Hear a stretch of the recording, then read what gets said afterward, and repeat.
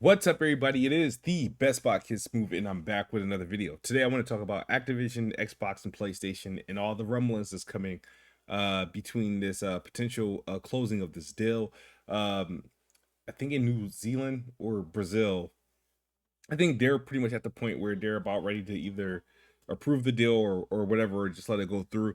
But they've gotten past the part where they get competitor feedback. So they've reached out to other publishers, other game developers, to get their feedback on this deal. One of the people that they obviously, one of the companies that they reached out to was Sony PlayStation, and PlayStation has expressed multiple things concerning this deal. They've highlighted how Game Pass has grown to take up to 60% in the game subscription market share, which is the first I've heard. Uh, they've expressed their concerns about consumer choice, that they, with Xbox owning Call of Duty, that people will choose Xbox over PlayStation. They've been highlighted saying there's no other studio, no one they own, no one they can get that can make a game to rival Call of Duty. So these were like just interesting things that they've said, and it does reveal their true feelings and true concerns about this acquisition and about how they feel about Game Pass, which is looking like Xbox made all the right choices in putting money behind Game Pass and putting the money up for Activision Blizzard, and I'm looking forward to this thing to go through. Now, one thing PlayStation doesn't have to be worried about, they're not going to lose out on Call of Duty, not anytime soon. But I think the thing that they know is that sure they'll get Call of Duty. It's going to be $70 on their platform. Xbox going to have Call of Duty, obviously, and it's going to be day and date and Game Pass. At $10-15 a month. You know what I mean? At that point, it will be a no brainer. If you're playing Call of Duty, it would be a no brainer to play it on an Xbox at that point, because Call of Duty is very expensive, very very expensive game. When you consider their $100 models, their season passes, and their next gen tax and all that other stuff. So yeah, they have a cause for concern. I'm not mad at PlayStation for their comments. It's what they're expected to do. I would do the same thing. This impacts their bottom line. However, I don't think what PlayStation says or does impacts the notion of this deal. And if it did, I think everybody a part of this regulatory firm, whether it be the FTC, this country, that country, whatever, I think they all didn't do enough research, because PlayStation really should be the last person to like complain about potential exclusive or losing access to games. PlayStation has withheld games and kept games from releasing on Xbox just because, you know what I mean. We've know that PlayStation has access to Spider-Man. Xbox can only get access to probably certain versions of Spider-Man on certain games, but Xbox can't get like a Spider-Man game. Xbox couldn't even get Spider-Man in the Avengers game. Because of PlayStation. So PlayStation got the game IP rights, and they've got a first party studio which makes them. So Xbox doesn't have access to that.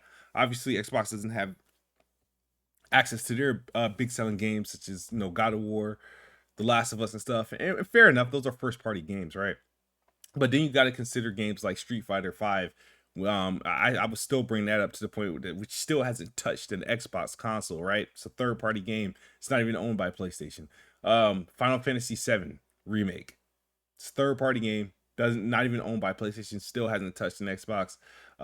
They've done egregious timed exclusive games where they keep games off of Xbox for up to 2 years, to the point where they are buy themselves time to buy the studio so that the game doesn't come to Xbox. So and PlayStation obviously is a market leader. They sell the most consoles, they have the most games, they have the most exclusives, and they have unique experiences, which make it harder for Xbox to compete. So Xbox can't do what PlayStation done, right? They can't produce games at the same level. They have to buy into it, right? So I'm pretty sure Xbox has a counter argument, but this is just how the cookie crumbles. You know what I mean? It's just funny to see, like, when PlayStation talks about that, and PlayStation's in a particular a weird situation, right? So Xbox kind of threw the towel in the console war a long time ago. I want to say back in 2016, they threw the towel in, where they adopted PC gaming and day and date PC releases. Then they adopted, Game Pass. Then they adopted day and date Steam releases, Xbox Play Anywhere, cloud gaming. The box has become less important. Still essential, but less important. And people say essential and important, it's the same thing. But like to the point where Xbox is always going to support the box. They know that's the core, but they have so many access points to uh their ecosystem. Their If they have a down year on console sales, it will not hurt them.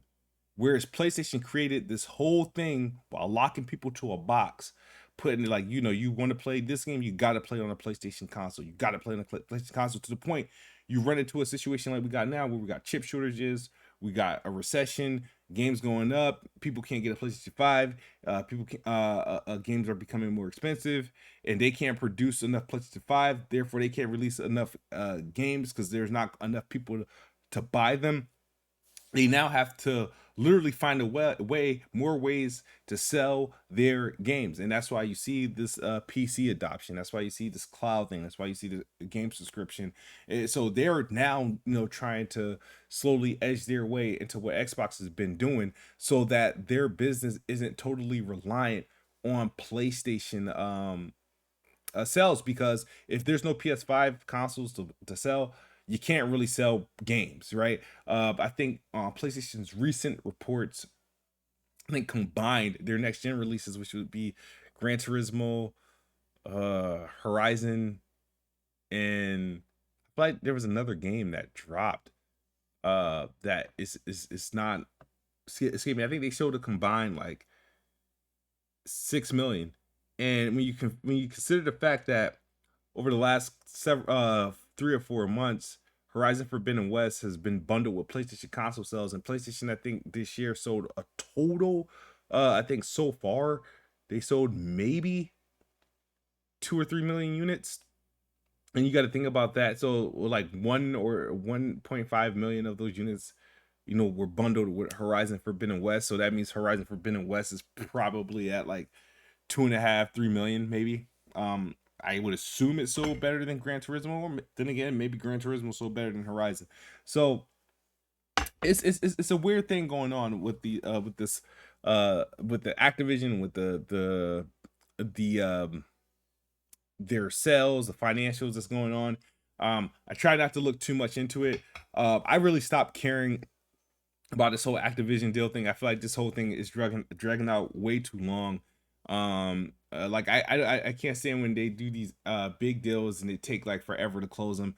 Like I'll get, like I said, I'll have more interest in this when the deal finally closes and then all those games coming in Game Pass. Like I said, I was at, like, the whole Bethesda thing was cool because it happened fairly quick. They announced it in September, deal closed in March, games are all there, and they were ready to do a showcase by that June. So this Activision thing is just got to carry on. And then what I've been noticing over the last couple months, PlayStation has been getting as many Activision games as possible in PS Plus before this deal closes through. And one thing I do, just for the sake of being competitive, that Microsoft does do, when this Activision deal closes, and once they really stop being like so kumbaya-ish, the minute these deals go through, because right now PlayStation Plus got too many ZeniMax Bethesda games on there. Now, granted, majority of them are streaming based because, but they still, it's like, you guys both have unique platforms. One thing that you guys can't have exclusive games. You should be able to have games exclusive to your streaming services, regardless if it's multi-platform or not. So I hope when this deal closes, like, they did that Tony Hawk, the Crash Bandicoots, all that stuff. Let them, expire off PS Plus. Let those be Game Pass, exclusive for the subscriptions. But I don't think the question is, can PlayStation really, with their feedback, can they stop this deal from going through? I'm going to say no. I think both what PlayStation and Xbox is doing, they're giving their position and their comments about the acquisition. They're both expected. Expect PlayStation to oversell the concern, Xbox to undersell the quality of Activision, the quality of Call of Duty, and how big it's getting. They're gonna go pretty much to the declines. They're gonna talk to the Xbox is gonna talk to the regressions and the growth of other games. When they're talking about like how Activision Blizzard isn't that big of a deal of a purchase, it's not gonna make a dent. Where PlayStation is going to hype up what Call of Duty has done over the past, and how much market share it earns and how impactful it's been. Despite Call of Duty and Activision having a down year this year, PlayStation will talk up to the past.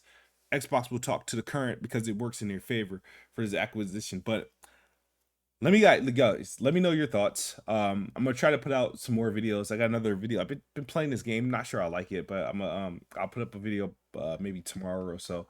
Um, Having some tea, just pretty much because everybody's freaking getting sick. Just trying to check, see where my body is. But I didn't want to let this day go by without a video, without talking about these things. I got a lot of things I want to talk about, but I'm gonna try to have multiple videos throughout the next couple days. But thank you guys for watching this video. As always, Xbox is the best box. I am the best bot. Good night or good morning if you're on the other side of the globe. I'm out of here. Peace.